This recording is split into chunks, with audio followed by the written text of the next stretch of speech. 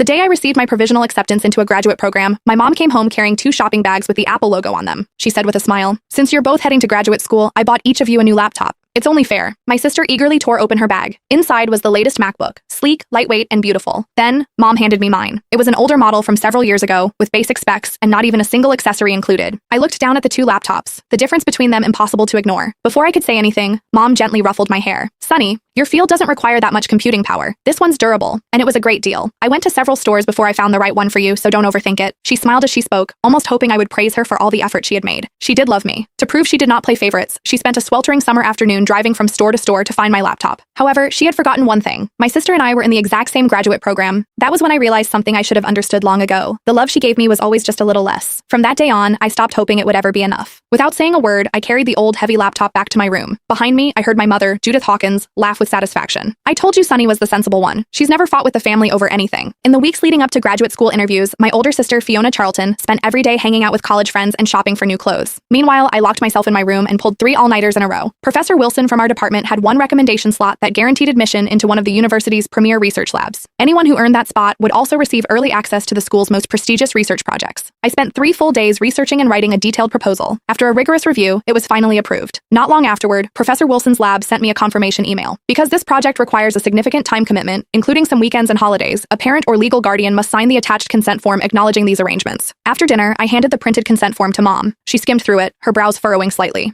"So, you'd be joining the advanced research lab, and you'd have to work weekends and holidays too? That sounds exhausting. You're about to start graduate school. There's no reason to push yourself this hard. I don't mind working hard, and this opportunity is incredibly rare. It'll help a lot when I apply for a PhD and when I start looking for a job," I answered simply. Mom nodded, folded the form, and slipped it into her pocket. "All right, I'll read it carefully tonight and sign it for you tomorrow." I believed her. 3 days later, the thing I received was not my signed consent form. Instead, I saw Fiona's name on the list of students accepted into Professor Wilson's research lab on the department's website. I stared at the screen for 3 long seconds before getting up and pushing open the door to Mom's bedroom. She was sitting on the edge of the bed, helping Fiona pick out a dress for graduate school orientation. The 2 of them were chatting and laughing together. Why did Professor Wilson's lab position become Fiona's? I looked straight into Judith's eyes, my voice eerie in its calmness. Mom froze, her hand still holding the dress. Fiona immediately stood up, looking awkward as she avoided my gaze. "Sunny, I didn't know. Mom told me Professor Wilson offered me the position himself." "Go try on this dress first," Judith interrupted, patting Fiona on the back. "Check yourself in the mirror in the living room." Fiona hesitated for a moment before leaving. As soon as the door closed, Mom let out a long sigh. She walked over to me, her face filled with what looked like both love and helplessness. "Sunny, don't blame me for making the decision without asking you." She reached for my hand. "I contacted Professor Wilson myself. I had your research proposal replaced with Fiona's." After looking through Fiona's undergraduate record, he reluctantly agreed to accept her. I slowly pulled my hand away and stared at her. That was my spot. I stayed awake for 3 straight nights researching and writing that proposal just to pass the first round. What gave you the right to hand it to her?